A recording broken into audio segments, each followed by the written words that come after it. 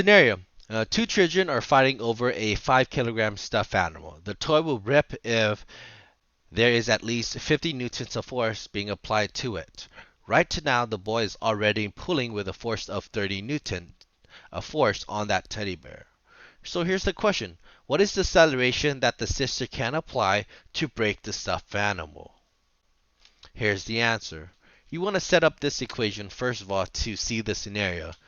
The 13 newtons, which is already supplied by the brother, plus the unknown force, which is going to be the forces supplied by the sister. That's going to be equal to 50 newtons. The question mark is the value of the force of the sister that is going to apply to the teddy bear. If the value adds up to 50, then the teddy bear will rip apart.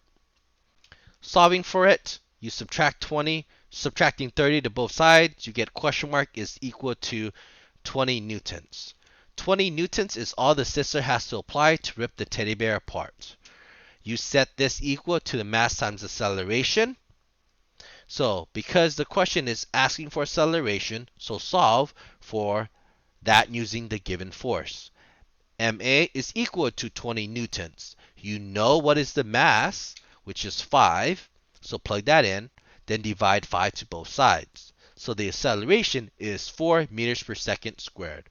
If that sister accelerates the teddy bear at 4 meters per second squared, it will be enough to rip the teddy bear apart.